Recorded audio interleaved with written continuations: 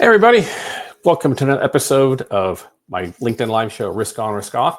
I'm your host, Brian Hunt, and for those of you who've been seeing this show for a period of time, we talk about risk. We talk about risk in a lot of different facets. We have a heavy concentration here on commercial real estate and construction, but like any other sector of the economy, construction real estate are impacted by a lot of things that can go on, bump in the middle of the night and go wrong. And not everything's covered by insurance. And I think we've all learned in the past 5 years in this poly-crisis environment, things that can happen on the other side of the planet can have lingering impacts home. And also the decisions by politicians can have substantial impact what's going on at home. So I've been doing risk and insurance pretty much most of my adult life, but then I got really interested, I'd say 15 years ago when I was working on my master's in finance about more of the bigger picture, enterprise risk, holistic level risk. And I think the world of insurance and risk has definitely evolved over the years because I think the longest time, your insurance broker took you to play golf and you got insurance and saw you next year and that was it. But I think the world has changed substantially when it comes to its risks, its perils, and it requires a higher level of sophistication respects to understanding your risk, and not just understand your risk, but to identify and quantify those risks. And as a result, I think there's been a lot of advancement in the academic world for professors, institutions actually establishing and fortifying and building up pretty robust risk management and insurance programs. And as that result, I was very excited. I've gotten to know this gentleman. We've been connected for a while, but it's my first time to actually get him on the show. So I'm really excited to have this conversation with the gentleman who I think is sort of on the forefront to pivoting academic programs from just being insurance to being enterprise risk management. So it's at this time, I'm very much glad to introduce Professor Steven Haynes from the University of Texas at Dallas. Professor, how are you, sir? I'm doing great, Brian. Thank you.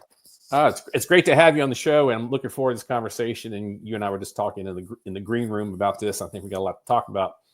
But before we delve right into what's going on at UTD, I'd love to talk a little bit more about your career, where you got to where you are. But you look about roughly my same age, so maybe you'll get this reference, but maybe your students won't.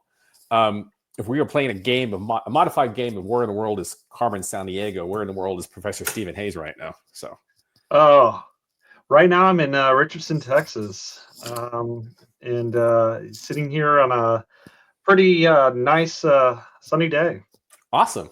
So obviously I want to get into what's going on at UTD, and maybe there are a lot of people you can tell them about what's going on at UTD. But let's start with just, who you are and where you started from. So, Steven, where'd you grow up? Yeah, I grew up in Virginia, Norfolk, Virginia, Virginia Beach, Virginia. My father was a career Navy, so we spent a lot of time moving around. Moved out here to Texas around middle school, and ended up graduating from Plano ISD before heading off to the Navy myself. So that was my question, because I saw you were a petty officer, and so the fact you said you grew up in like Suffolk, oh, he must be a Navy brat, and it sounds like you were. Very much so. So tell me, obviously, being in the military is obviously a very formative experience. So tell me about your time in the Navy. Yeah, so had a great time. Spent 5 years in the Navy. Started off pursuing rescue swimming. Ended up losing my flight qualifications due to a ruptured eardrum, and they're like, "Hey, you gotta go do something else." And I was just like, "Okay, what am I gonna do?" So they sent me to advanced electronics schools.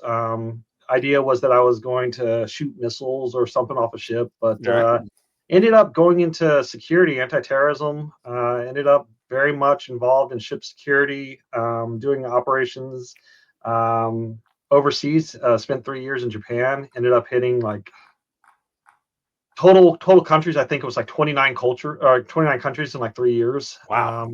So yeah, had a great time. All the Asia Pacific region. But I'll definitely tell you, Australia is by far my favorite port to go to. All right. Well, we'll catch up on travel toward the end, but I'm going to take a note of that. Yep. So from Navy, did you go straight from there to North Texas, University of North Texas? Yeah, so in 2008, got out of the Navy, decided to cash in on the college package the military was offering me, went to University of North Texas, was working full-time for a consulting firm and going to school full-time. Oh, wow. And it was kind of great because the consulting firm is called Specialized Risk, really kind of is really my my entry point into risk Okay. outside the military, because I was doing a lot of safety and security consulting, a lot of public entities, helping cities and school districts be prepared for terroristic threats or whatever. But then I kind of, when I was at North Texas, ended up finding this insurance career, and that kind of migrated me over to Liberty Mutual Insurance, where I was a producer. Ah, okay. All right. There you go. So you actually spent some time on the carrier side. Tell me what your thoughts were being on the carrier side. Oh, it's kind of funny because I've been on the carrier side and I've been on the customer side. Mm-hmm. Carrier side, I enjoyed. Well, first off, I enjoyed the bonus structures when I was a Yeah, producer. not bad. Not bad. Not at all. Yeah. But I will tell you, it's challenging. It's a challenging market, and this was in 2012-ish is when I was at Liberty, Mm-hmm. and I'll tell you that it's a challenging market coming out of 2008 financial crisis, trying to not give away the kitchen sink, Mm-hmm. to a soft market that was prolonged, and having to be aggressive, and every client was different, and um, there was always fires to put out. So it was kind of a good breakaway into what later on became my career. Yeah. Well, no, I've spent myself. I spent 13 years at FM Global. I Oh yeah. wasn't underwritten by what was part of the group I want to talk about later. So a group called Biz Risk Consulting. We were doing helping our clients performing biz impact analysis, biz county planning, which I think we're going to talk about later. And so that was a very formative part of my career. I've spent the past 10 years on the broker side, so I understand the concept of it's always a fire every day. Some are bigger than others, but it keeps you on your toes. It's never no day is always the same. That is for sure. So I definitely wish I would have tried the broker. I went captive agency yeah, side, and yeah. I think it would have been fun to be a broker, but it is what Yeah, it is. it's like it's got its ups and downs. It's definitely not for all personalities, but it is a learning Right. experience for sure. Right. So what happens? You're obviously looking at your experience. You went Liberty Mutual, and then what made you decide to get your master's? I think what decided to get my master's was Dr. David McIntyre, Okay. a professor at the University of North Texas.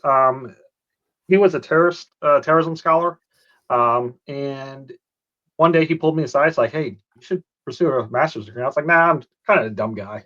It's just like, I like to keep things simple. And he goes, no, you really should pursue a master's. And, you know, his encouragement, his nudge was a big contributing factor.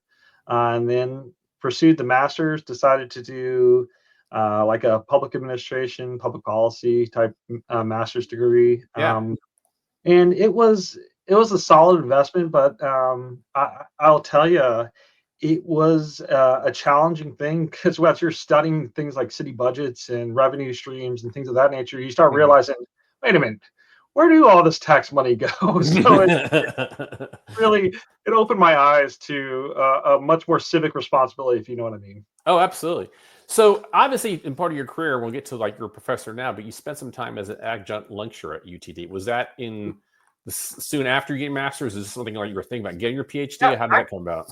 yeah, actually, I was a PhD student in an open position, had come up for an adjunct lecturer, Okay. and they wanted the class was actually kind of fun. It was loss control of all things. Okay. So I spent, about I say half my career was really dedicated to the field of loss control, Right. risk consulting, loss control, that type of thing. And so it was fun. It got me into this point where I was like, hey, I'm a pretty good teacher, pretty good lecturer.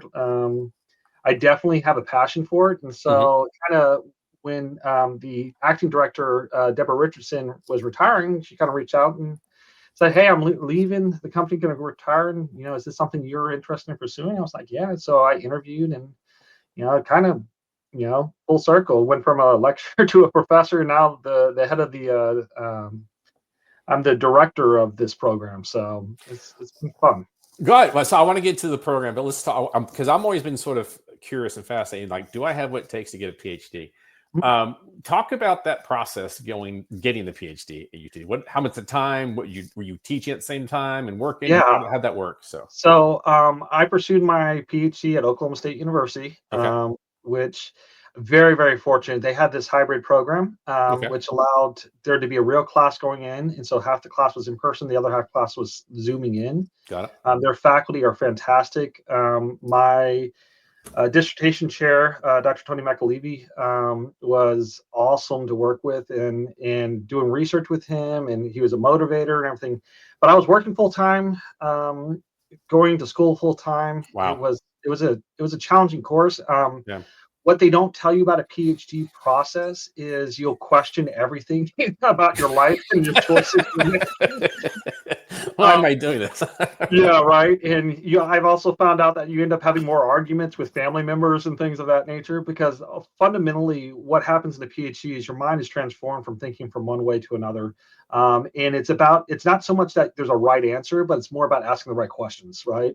Yeah. And so when I approach people when people approach me about, hey, I think about doing a PhD, I always ask, are you a person who really likes to ask difficult questions, and are you looking for a defined answer? Because if you're looking for a defined answer, you may not find it as fulfilling pursuing a PhD, because at the end of the day, if you read our research and stuff, you'll find out we have more questions than we have answers on a lot of things. So it's a career decision. I'll just say that. All right. Before we go on, all the people who are watching this have a great thanks to episode of Risk On, Risk Off. We're talking to Professor Steven Haynes. If you're looking at the screen in the bottom right-hand corner, you see a picture of me, and next to it it says add a comment. Please go ahead. You have a question for Professor Haynes, type it in there and press enter. And as long as you keep it clean, and I'll bring it to your attention. And to all of the students who are watching this, I think he told me in the background, if you submit a question, you get an A for the class, and you don't have to show up anymore. So here we go. Here we go. So talk about the dissertation exactly. What did you end up studying? What was sort of the subject of your dissertation? Oh man, that's a funny comment. Originally, I was pursuing a dissertation studying the risk perceptions of Oklahoma earthquakes as a result of fracking. And I was well into my research when it just got defunded. Okay. And so I had to switch, and COVID happened. So when it switched, I decided to take a non-technical route on my PhD dissertation, instead wanting to study how employees were adapting to COVID. Right. So I'm a professor. I'm a researcher who specifically studies resilience. And one of the dimensions that I really study is this thing called adaptive performance. And so my dissertation was really about the adaptive behaviors that employees take, and how organizations become more resilient because of that. And there's a couple of cool things that came out of my research. But one of the things that I always like to point out is employee rights. It's a construct that really isn't well defined, but basically it's how employees believe that they have some fundamental rights to how they work and how they engage. And really, the more companies lean into defining those, the happier and better retention you're going to have with your employees. So if you fly loose with policies and things of that nature, it's going to lead to higher turnover and less satisfaction. Okay. So just look at when you joined UTD, look at your timeline, you roughly were there, you started in July of 2020, correct? Yeah. So 5 years. Okay. 5 years off. So you were there obviously during the pandemic. Yeah. So, yeah. All right. So question, talk about, and we're going to read into this, but talk about providing the classes, and you're talking about risk management during a pandemic, which I will say, in my line of work, I can remember specifically in my line of work, we've been talking about pandemics for the longest time, but no one paid attention to us. And then all of a sudden it showed up. And so now you're dealing, and it went a very big systematic risk, trying to pivot and operate in that, and also talking about, being resilient. How was that experience? Okay, so I was actually leading the industry. I was at Linux International. I was the business continuity planner at Linux International. Mm-hmm. And years earlier, I made them come up with a pandemic plan. And they're like, why are we doing this? It's so stupid. And then they're like, oh, we used it for flu season. This actually wasn't helpful. And I was like, great, let's improve it, right? And then the pandemic hits. And I was managing the day-to-day stuff. I mean, we literally, even with the pandemic, except for the forced government closure, I want to say we had less than like 2 days of downtime, and because of how we compartmentalized and things of that nature. So I was running a really successful operation from that perspective. Yeah. But then the university called, and I was like, yeah, I'll come over. And then I show up, and they're like, hey, yeah, we're not having in-person classes. Everything's online. And I was like, oh, yeah, okay, I can manage that. I can manage that. And then you realize that fundamentally the entire culture of the university changed overnight, where students, thrive in person, in class. They see one another. They are able to lean on one another. There's more cohesion.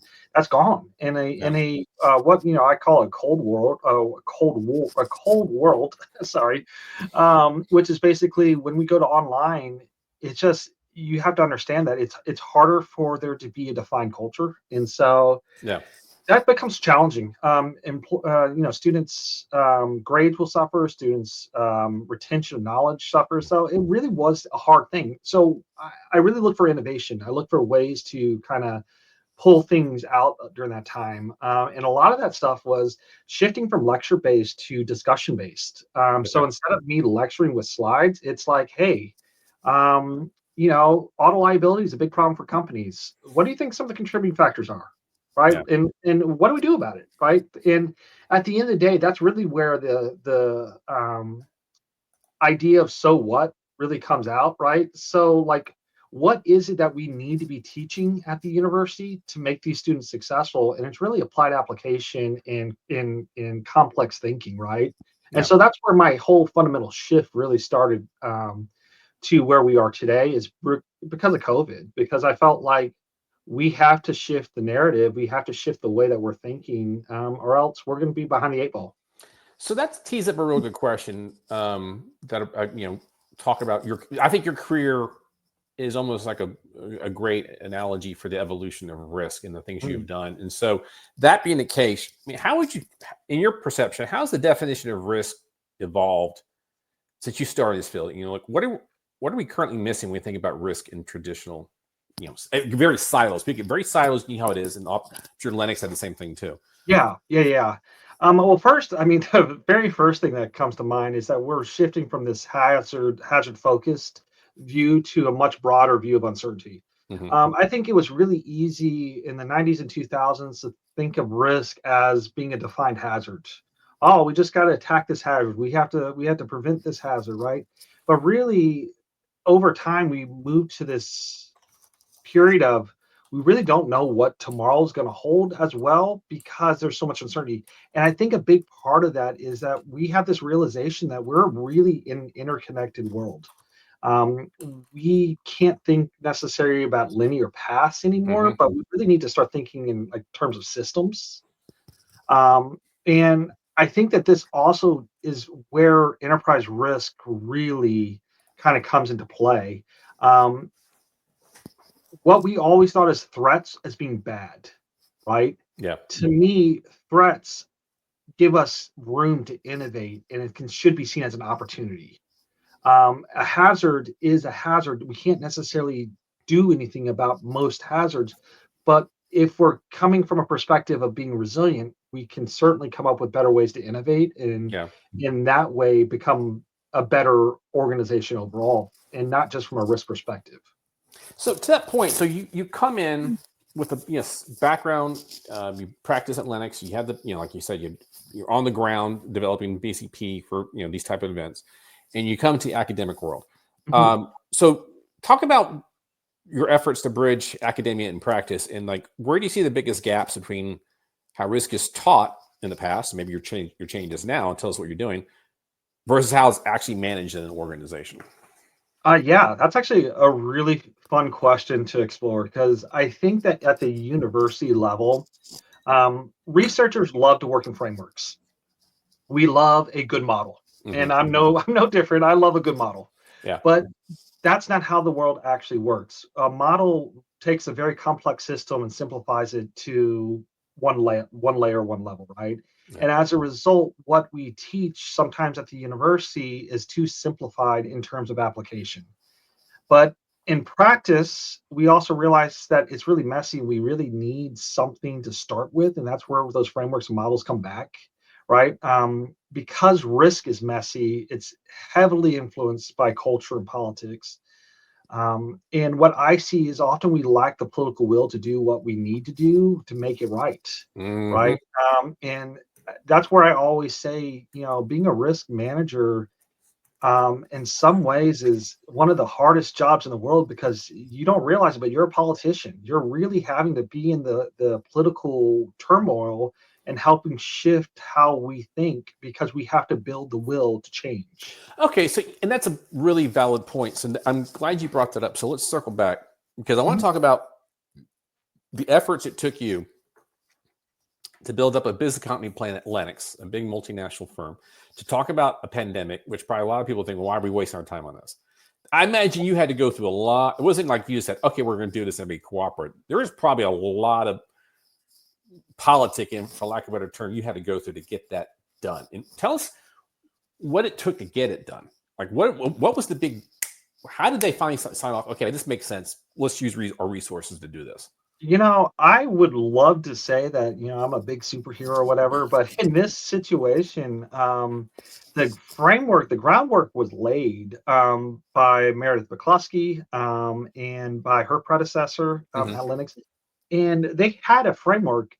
Really, what I came in is I just improved it because when I look at frameworks and when I look at business continuity plans, Hmm. oftentimes I see documents that are fantasy documents in some ways, right? They're not Hmm. real. Hmm. They're kind of like, yeah, we think this is what's going to happen. Their document was actually in a really good position to to take and compartmentalize certain aspects. I mean, and to be honest with you, the business continuity plan is like less than 30 pages at Linux Yeah. because a lot of it is centered around functional teams. It's very much of a collaborative effort. It's very much of we have, at Linux, I think there was like 8 or 9 different major business groups, and each group had their own business continuity team. And so we actually worked from that perspective of working with 9 different teams, so 9 different departments, if you want to think of it like that. And so that way we had the subject matter experts there. Hmm. Um, I've always said that the most important thing for business continuity to be successful for any organization. I've managed some big disasters in my career, Yeah. and the most successful what teams are really organic, ground up. It's about having the right people on the team, not titles. Hmm. You don't really want the titles. You need the people who are the functional people. And that's why, when I went to Linux and really managed the business continuity program, what it really was creating high performing teams with centering on having the right person, not necessarily the right title at the table. And that's really a lot of the success that happens. But I can also speak to other companies because I did consulting for a lot number of years, and I don't Sure. see that. Yeah. Especially in school districts. Yeah. School districts, it's usually the principal is the incident commander or business continuity person, and that's not necessarily the right person you want in that position. Correct. Now you bring up a point here too, and it goes back to my time at FM, and this is we started up our group after Katrina, Rita, 9/11, and companies are scrambling to build these business continuity plans, and like to your point, some of these things they would come up with these big, massive Oh binders, yeah, and like okay, that's your the details. Just because the details means effective, and to your point, I mean a good business continuity plan could be a couple pages, but the thing yeah, is, it's action items, and the big thing is like we always stress we have this class we taught our clients come in, and we always use this quote from Eisenhower. It's like the plans are nothing. It's but because the training is everything. Because once things go going, the plans can go to hell. But it's people being trained, know the responsibilities. That's where it's going to be effectiveness. yeah. And I always use this analogy. I'm not sure if I said it. I hope I get to take credit for it. But when it comes to business continuity, I want to play checkers, not chess. A Yeah. business continuity plan, the best thing it can do is buy you hours, and you are then to effectively understand the picture you're seeing and then make decisions from there. We want to take so if you ever think about it, your brain's a muscle, right? And just Yeah. like if you're carrying bags of grocery, eventually as you're carrying groceries, your arms get tired, right? Your muscle gets tired because it's having, or your brain, gets tired because it's having to take a very complex, messy situation and make meaning out of it. It's looking for patterns. If you wrote a business continuity plan that basically fundamentally takes a couple of the first layers out of the equation, you're golden, because then you can actually focus on the critical things. Our business continuity plan really focused on key things: critical operations. What does it take to get the critical operation up? We can get other things moving right alongside. It can run in parallel, but the fact is we're focusing on the things that are the lifeblood to the organization. And that is done. And I would like, I think from my perspective, I think I know what you're going with this, but to identifying that requires not to identify it, but you got to quantify it. As Absolutely. far as you got to because certain lines of business might be archaic or commodity based, but some of the stuff might be niche. That's where your future is going to be. And that's where you want to focus your efforts on. And that's it. And I think that fundamentally, and this is what I've kind of gained in my experience, the assembly line worker, the guy on the assembly line, has a good understanding of what they're doing on that assembly line. They understand the components that go into that to make what they're doing, right? Yep. And as we get further away from those lower level roles into more, corporate management, we oftentimes forget that honestly, the people who we need to have input from on some of this stuff really are those frontline workers, right? And this is one reason why I've always said that if you're a business continuity planner or a risk manager, your office shouldn't be on the 7th floor of a building. Your office really should be on your shoes and getting out there and walking around and meeting and greeting, because you will learn so much more institutional knowledge about your organization from that type of interaction. And when it comes to crisis situation, you want to be shaking hands when you're making introductions, not pointing fingers at who's responsible for what. Yeah. And so that's why, so much can be learned. Data is great. But I always, we're all sitting on this data, right? We all have data available to us. But what is the data really going to do? How is it really prescribing a solution to whatever uncertain situation comes on? And there's a number of reasons for that, because we've optimized and created so much efficiency that we have to realize that when something bad happens, optimization's out the window, efficiency's out the window. We have to go back to the core functions. How do we do what we used to do?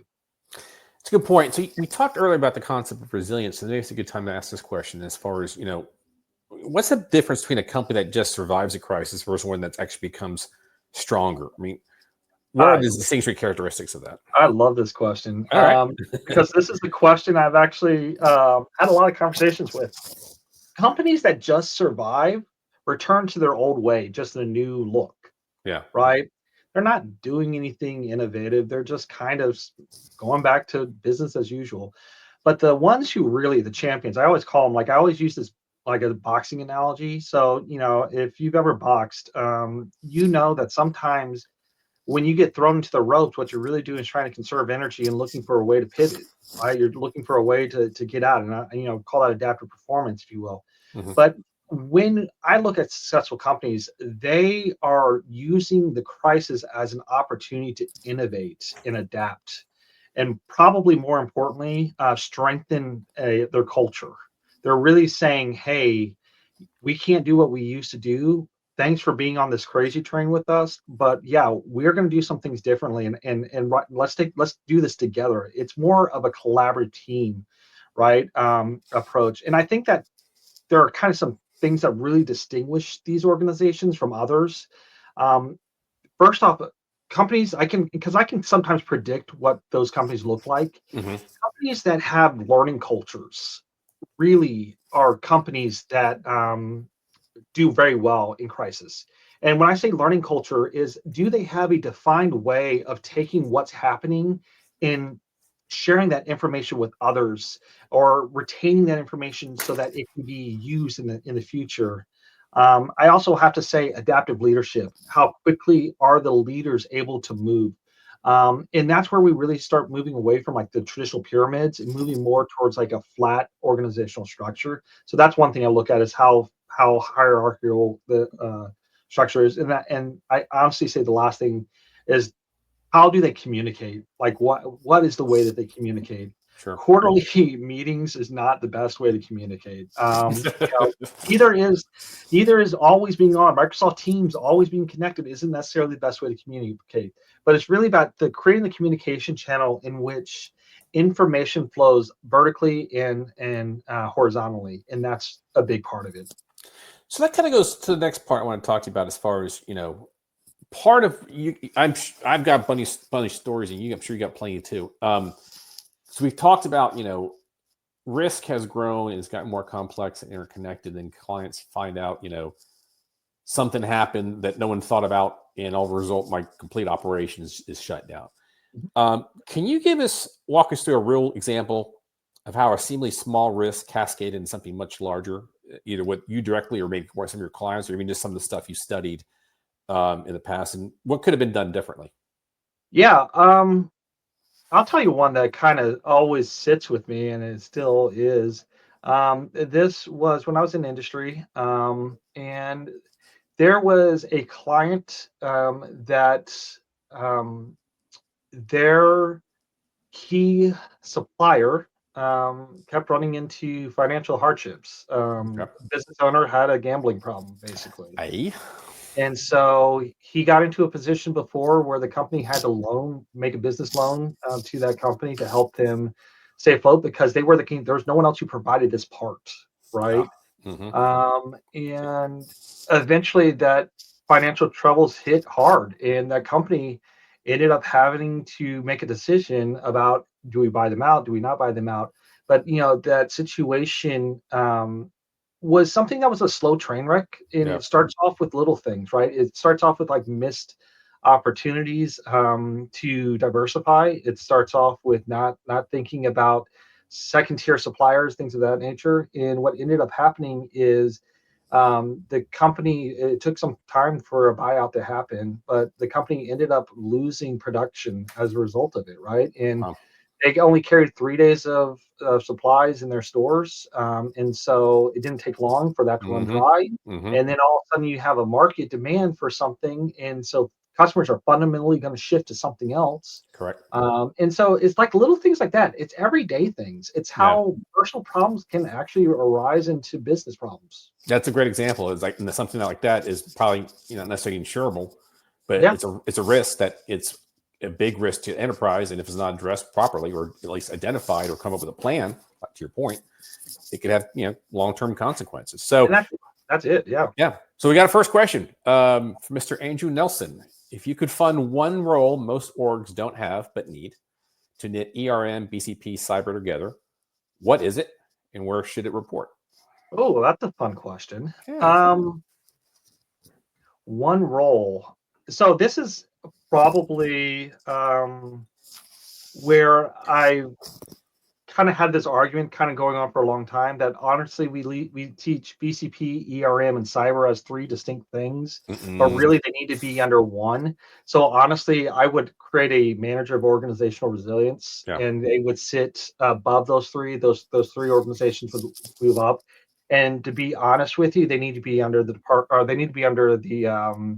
chief operating officer. They need to be a direct report to the chief operating officer, because I've been in organizations where I report through finance. I've been in Mm-hmm. organizations where I report through legal. Yep. But I found that the speed of operations moving is one where you're going to be less reactive and more proactive. And if you're a part of the operations mindset, as they're bringing in new processes and new equipment and new ideas and things of that nature, you're sitting along the seats, sitting alongside and working to create resilience from the get-go versus as an afterthought, which is what most organizations end up doing. So that actually brings up a good question, because I've seen, and you hear maybe especially the larger multinationals, the title of chief risk officer. Yeah. That sounds fantastic, and I think it's a good role. But I'm curious, like, in your mind, is a chief risk officer needed, or maybe there are, but then if so, what powers or what operations should they have come up under them? Because I've got my thought in theory. I'd love to hear yours though. Yeah, so I'm so glad you bring this up. I teach on the chief risk officer roles in my classes. Great. My primary problem with the way chief risk officers function today is the chief risk officer is more like the little brother to the CFO. And as a result, Yeah. they have very limited capacity to be the strategist that they need to be. to me, the chief risk officer should not be reporting to the CFO, but should be at the same level as the CFO. The chief risk officer really should be engaging in the strategy discussion. They should be leading a lot of the discussions. I always say the difference between a CFO and a CRO: a CFO is looking at current cash flows, while the CRO is looking at expected cash flows. What is we look, our job as a CRO should be to focus on where are we going to be 3 years from now? Where are we going to be 5 years from now?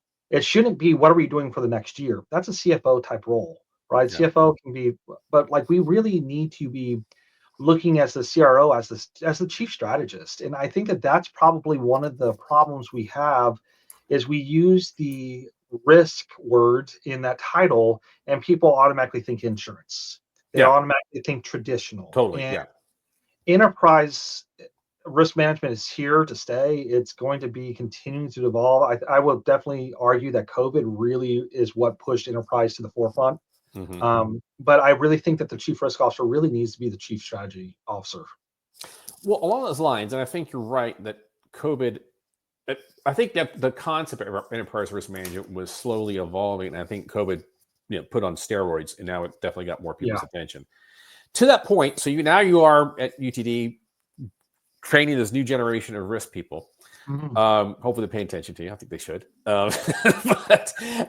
So how do you teach students to think systematically, and this is a key point, systematically about risks that cross traditional boundaries, not just the insurance, but you're thinking about cyber, operations, financial, reputation, health and safety. I mean, how do you try to get people to teach? And like the old adage, it's, a hedgehog knows one thing, but a fox knows many things. And how do you get your kids to stop thinking about hedgehogs and think more foxes? I'm really pushing for systems thinking. I'm a systems theorist. I love thinking systems theory. But the thing is I teach this class specifically dedicated to the subject called systems theory for risk professionals. It's focused completely on risk management. And what I push students to think about is interdependencies, not categories. I love a good category. I really do. I think that they have their time and place. But the fact is we really need to be mapping out interdependencies. And so I encourage my students to ask the what if question. The what if question is a great question. What if this happens? What if this happens? And then I force them to map it out. If this happens, what's the downstream effect? What's the upstream effect? Okay. What are the pros and cons of this scenario? Right. And the fact is I encourage my students to lean into the fact that uncertainty is scary sometimes. Like what happens in the future is really scary.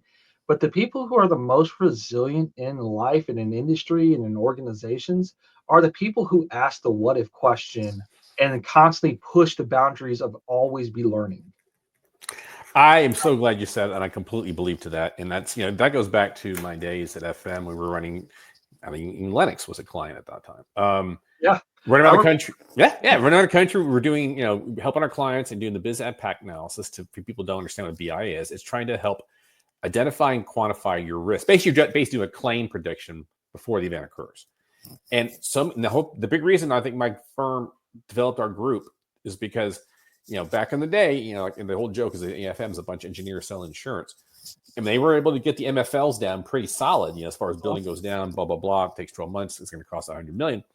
But what they were really starting to find the problem is that interdependencies. This plant in Taiwan goes down and maybe it only costs $50 million, but the actual component that comes out of that plant goes into it's single source, can't be replaced anywhere else, and its impact has like a $500 million time element calculation. And that's where I think people, I'm glad you brought that up, and that's the question of interdependencies. That is the thing, that the daisy chain that could happen on the other side of the planet or out in the remote areas of Arizona. And as a result, 100, whatever he thought would be a 500-year flood now is a 100-year flood. You find that place is underwater. Boom, now you got yourself a problem. And I think that's the key thing. And everybody who takes away from your students, I'm glad you teach this, is anybody in risk these days, you have to understand the interdependencies and the what if. What if this plant falls down? What if we get attacked by a 0-day hack on cyber? What if our chief, executive officer in the goes down in a plane crash. I mean, these are the things you have to ask and what if. And I actually had I've had on this show before, and you probably know her, Juliet Kayyem, CNN risk analyst. I love her book, The Devil Never Sleeps. And she talks about people who are really good at disaster recovery, business continuity planning. They seem to really enjoy zombie movies. And I'm a big zombie movie guy, and I bet you are too, because the whole concept of a zombie is like the apocalypse. It's always like the worst case scenario, the what if. I even had a client who's had on my smaller show. He talked about his concept of risk management. Like he goes, he sandbags for the zombies. I mean, he keeps his cash. He doesn't get too far extend themselves, and he's always prepared to sandbag for the zombie attack. And I think I just love that. Analogy. And one of the things that I started from being here is we call it disaster movie night. We do it every semester. Love it. And every semester we have a room, and Zurich has been a great industry partner for us. Okay. And providing us food for that event. So we'll sit there and we'll watch a disaster movie. Love it. And then we deconstruct. What did Hollywood get right? What did they not get right? What is it that we ought to be thinking about in preparation to, right? And the whole point of it is that, Hollywood loves to make things really cool to watch. Mm-hmm. But in practical applications, it's the mundane that goes unnoticed that causes the biggest problem, right? Well, I'll tell you that, and there's a book I've read recently, and I would encourage you to have your students read it, and everybody should read it. It's from Ann Jacobson, called Nuclear War: A Story. And it's masterful in how she did it, and where it's a fictionalized account, but she talked to every single person who got her hands on, Leon Podesta, and like people, former, Joint Chiefs of Staff, just saying, like, if something, and I don't want to give away the story, if actually a missile took off, let's say from the Asian continent, there's like 45 minutes to make a decision. And there's so many things that could possibly, I don't want to give, but you talk about disaster in the things, but it just shows like there are so many, time is compressed as far as someone's got to make one of the most important decisions in the world, and how are you going to respond to that? And it's a great book. Yeah. I think, and I'm just going to show my nerdy here for a second. One of the things that I constantly try to get people to think about is we all like to play games, right? And so, there's this whole idea of game theory. And game theory basically says that there's defined rules, there's defined players, and there's defined outcomes. Mm-hmm. But we're not playing in a perfect game anymore. We're playing in an imperfect game. We don't know who all the players are. We don't know what the rules really are. The rules have shifted. What are the rules, right? Yep. And now outcomes are changing, right? And the fact is fundamentally we have to start shifting to the fact that what used to be is not going to be what it's going to be like tomorrow or in the future. Mm-hmm. And this is where I really say that, like, lean into your adaptive performance culture within your organization. Really lean into how do we pivot? Yeah. So response to Mr. Nelson again. Thank you, sir. Great insight, Steven. The what if mindset really is the core of risk management. I agree with that.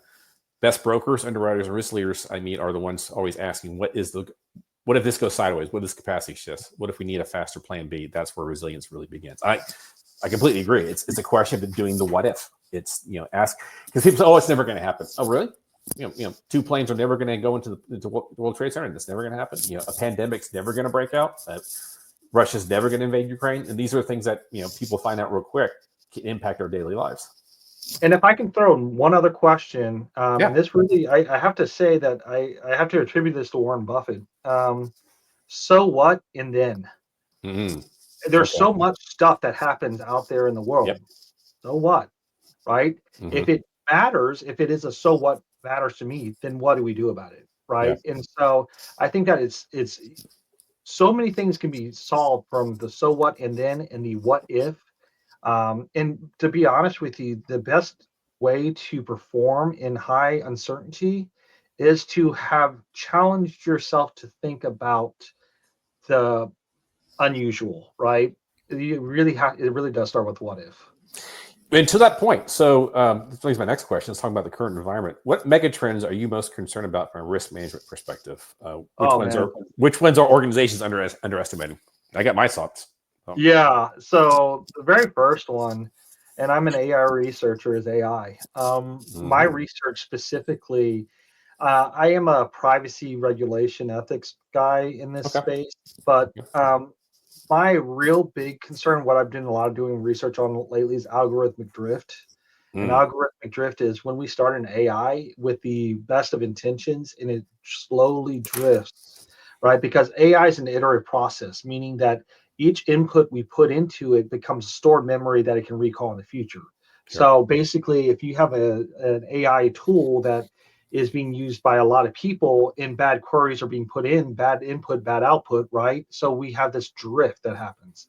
Yeah. Well, my problem with algorithmic drift really is on day trading. It's really on the algorithmic trading, and so I've already written a paper that's under review right Hmm. now on algorithmic bias as a result into market crashes, Interesting. and create like a hypothetical situation in which this could become a problem because if it's all automated and it's all algorithmic driven, then it can create a self-fulfilling prophecy. So there's that one. Okay. The second one, lack of clear policy direction at the government level. Yeah. It's so hard for businesses to know what to do. Tariffs, no tariffs, employment, employees, no employees. It's so hard to make a decision. And, I really do understand why we're seeing more CEOs and CFOs retiring this year than in previous years. Hmm. It's mainly because everyone's ready to throw in the hat and say, I give up. I don't know how to run this company anymore because I don't have the answers, right? Yeah, and Steve, I'm so glad you brought because my career I focused pretty much on construction and real estate, and we're seeing that issue respects to developers are reluctant to sign off because they don't know what interest rates are going to go. Big time. Construction, they don't know how to pay, concerned because like what's the cost of steel going to be? What's the cost to get that electrical component from China, which so much comes out of China, then it's not going to come over back over to the United States. Yeah. And then obviously the immigration as well. I mean, and that's your point, which I think is another issue that we talked about as far as a lack of political will or anybody to make a decision, because like immigration, yes, there's no doubt you have to have controlled borders because there's only so many seats in the bus. You have to plan, your infrastructure, your schools, X amount of people you have at a given time. But when you look into the fact you have a aging population, the boomers are retiring en masse, the birth rate is less than replacement value, the replacement. Yeah. And you have so many jobs that typically are done by, I've been living in Texas all my life, let's be honest, undocumented, documented illegal workers, whatever you take your choice. People who do construction, people who do agriculture, people who do services that most people we don't want to do. Yep. So you're cracking back on that. You're going to make it harder people are afraid to come to job sites now because they get picked up or they're just like not coming or deporting. Mm-hmm. So you have fewer people, a smaller labor pool to do construction, but not people. I mean, Gen Z millennials, they don't want to do it. It's a tough job. And so how do owners respond to that? And especially when you take into account the financial risks that we have as a client, as a company in 5 years, where they're saying the Social Security trustees, there's going to be like 2030 or 2033, unless there's changes, 20% cut to benefits. And one of the reasons that you have a population that you need to keep the aging population tight, you have to have workers come behind to pay, tax them. So again, it's a question of interdependencies. You push on one side of the balloon, it's going to pop on the other. And whether it's you think unintended consequences or consequences people know about, they don't care. Oh, and I think that Brian, I think your point is that we are severely underestimating the interconnectedness of our entire economic system and the speed of these cascading effects. Correct. Everything that you have just said is going to end up hurting the average consumer. It's going to be hurting businesses. I keep going back to the fact is I'm glad I'm not a surety bond underwriter because the day is coming. The day of reckoning is coming. Real estate's also in a very precarious situation. And we're in a mismatch. Like fundamentally, I will tell you, I do believe we are in an AI transformation phase. Like we're moving, we had the, what was this? we had the Industrial Revolution, right? Yep. So we're having like this AI revolution, and there's always a transition phase that happens anytime you have fundamental shifts, right? Now the problem is this fundamental shift um, is one that we have a mismatch in the skilled labor force. We don't have enough of the right types of workers, and we have an abundance of other workers. And so this whole process for retraining, this is why universities and schools become such an important part of the pipeline for training and education. So I'm hoping that, we start really focusing in on solution-based approaches here. Like if this is how we're going to be, we just need to look for solutions. Amen to that. One last one, Mr. Nelson, keep on coming. Appreciate it, sir. No less similar impact on me was The Mandibles, a Family by Lionel Shriver. Book is more about systematic failure risk or accurate cash risk in Jason's book. That was a powerful story about how many devastating risks. So, are you familiar with this book? I haven't read it. I know what the book is. It's probably on one of these shelves back here. Okay. And I can tell you, there has been some really great literature lately that's come out, and I'm glad you used the word polycrisis lately, because that's another thing that we really kind of pointing out. I think that if you have a risk management book that's from the 90s, you might as well just go ahead and use it as a doorstop. I love it. That's true. Because honestly, I'm writing a textbook right now on insurance technology. Specifically, I'm writing the first textbook on insurance technology, blockchains, parametrics, Internet of Things, decentralized learning, all this stuff, right? Yep.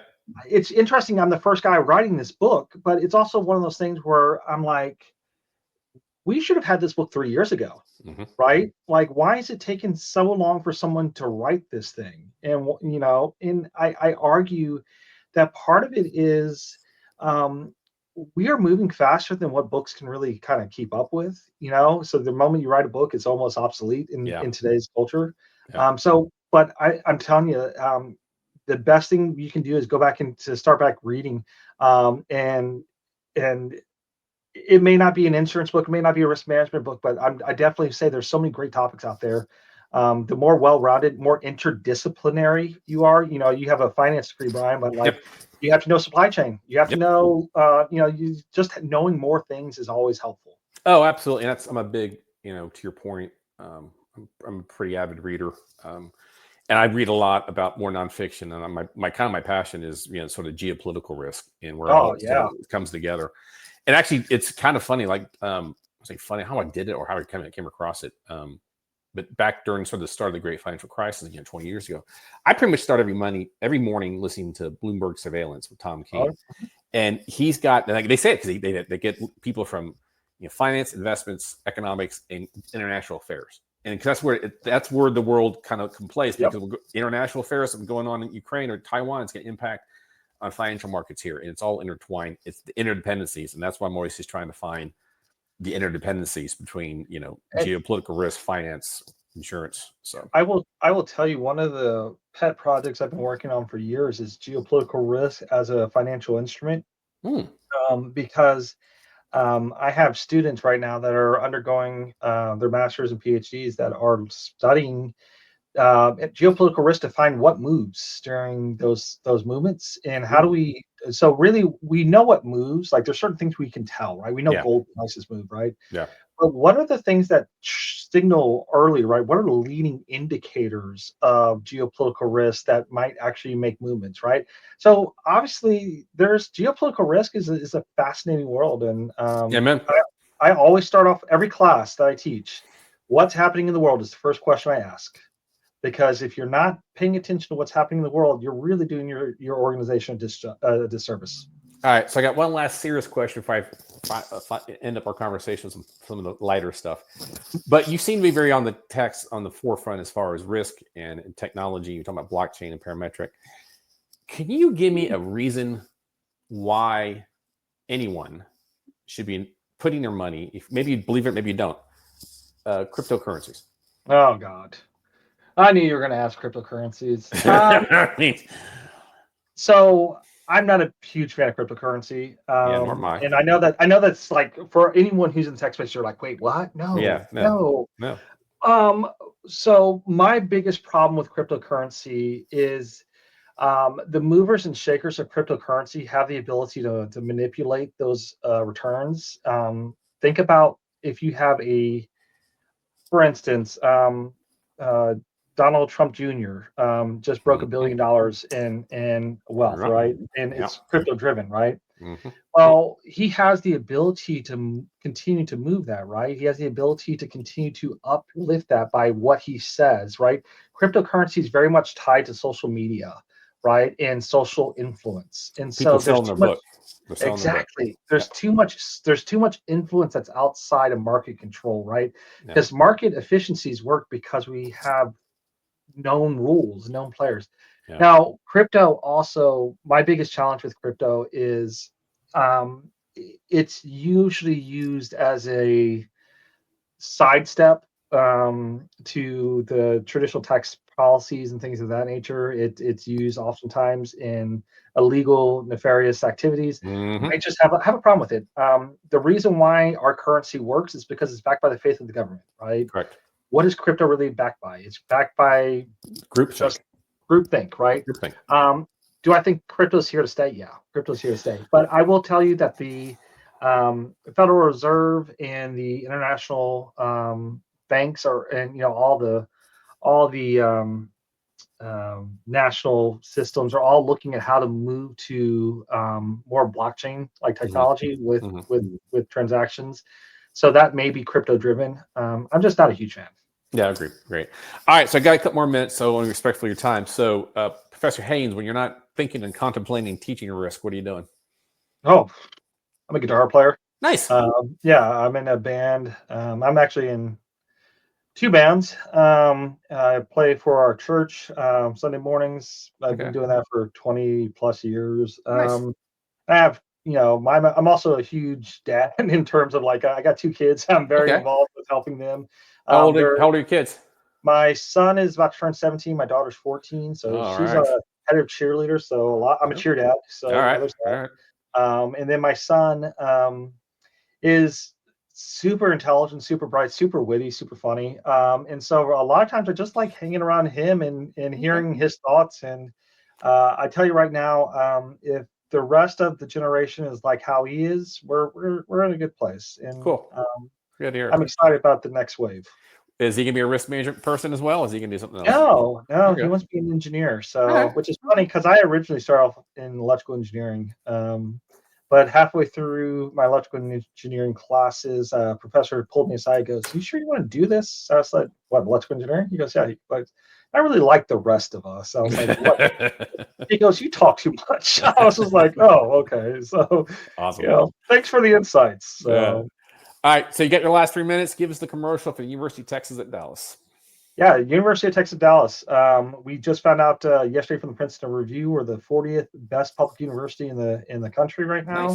Nice. We are a top 30 business school. But what are we really doing? We're launching an insurance technology master's program. Awesome. So we're the second program in the country for that, dedicated on that subject. We're going to be taking applications here for the fall. Good. Online, or is it online or in person or hybrid? It's going to be in person, but we're moving to a hybrid model so that we will have online. It just takes some time to move to that model. Yeah. Sure. We're really also focusing on training our insurance students to be equipped for technology. So our undergrads, we have around 300 in our classes. Wow. And so each one of those students is really being taught, I think the enterprise risk way. If I can be honest with you, any school that's traditionally focused on traditional insurance methodologies, I don't know that you're going to be able to survive this way because actuaries are being trained more like data scientists, in my opinion, and underwriters are going to be, a hybrid of a data analyst with traditional underwriting, but it's going to be tech driven, and that's the reason why. I pushed for this program to be launched. The reason why I'm writing this textbook, it's because at the end of the day, technology is revolutionizing our field faster than what most of us can comprehend. And the people who do the best in radical shifts like this are the people who jump in and learn the new technologies early. And there's a lot of research that's been going into this. I'm always happy to connect with industry partners. So if anyone's on this listening, feel free to reach out. And you're on LinkedIn, correct? So obviously you're on my LinkedIn, or you're definitely on you can find me on my university page. So awesome. Professor Haynes, thank you so much for the time. This is a great conversation. It's obviously, it's timely what's going on in the world and risk. And, kudos to you, what you're doing at UTD and teaching the next generation of risk managers. And I look forward to our next conversation, sir. Thanks, Brian. Appreciate it. You bet. All right. Cheers. Yeah. So that's another conversation of risk on, risk off. And obviously, you can see Dr. Hayes has a lot to say and is very much on the forefront of teaching, thinking about risk differently. As you said, it's no longer just getting your insurance and playing golf is sufficient. It's going to be thinking about enterprise risk management, thinking about your organizational risk holistically and how things that it can impact on the other side of the planet can come back and hit you at home. And then how decisions being made locally, as far as, are we going to raise tariffs or not? Are we going to crack down immigration or not? It can impact your operations as well. So anyone who's going to be practicing this as a enterprise risk professional, insurance professional, needs to understand the interdependencies, as Dr. Haynes. He's got to understand what happens if this goes down, and how are we going to respond back to it? Because I think we've all sort of learned personally in the past couple of years, it's all about being resilient. Can you take a punch and can you get back up? And I think hopefully, having listened to Dr. Haynes, we're all a little more resilient and can take it to the next level. Until next time, guys. Bye.